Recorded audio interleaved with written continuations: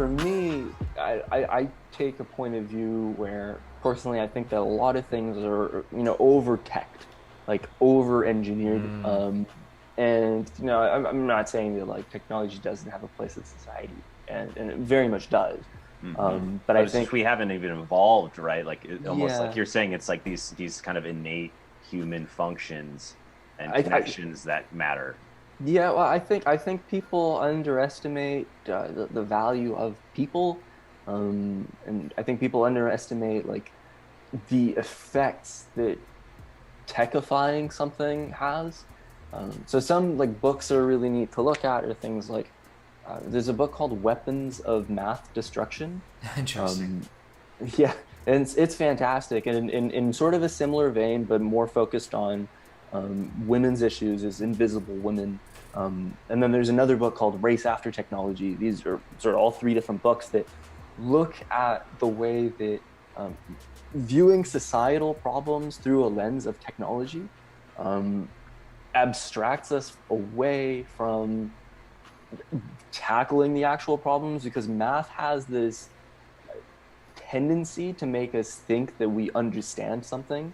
Um, and it has this tendency to make us think that like, oh, we can find a pretty simple solution to something. Mm. So, say that we're talking about like political stuff, right? One of the things the weapons of math destruction sort of brings up is like, if you try to attach algorithms to, people's like very complicated political leanings, it can make us feel as if like, oh, like we can put ourselves into this bucket, we can use this data to classify ourselves, and now I can make these decisions.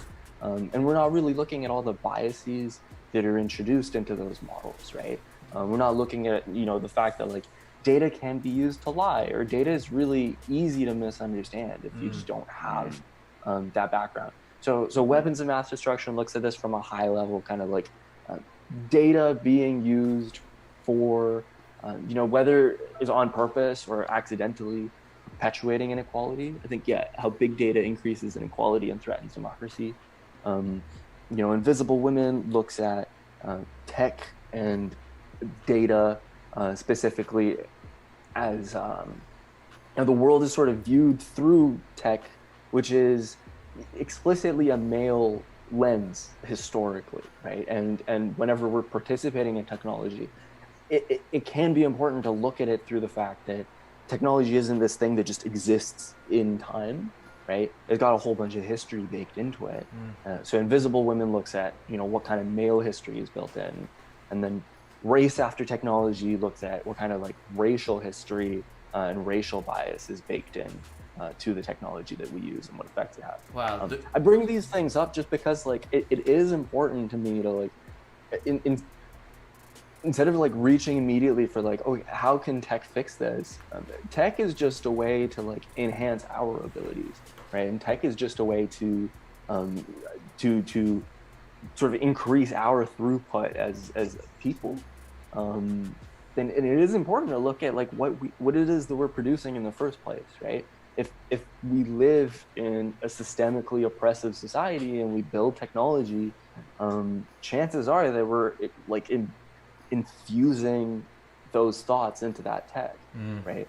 Um, in sort of obscure ways as well. I don't mean that there isn't, like help that tech can offer. But I personally, I just don't think that tech should be the first thing that we reach for.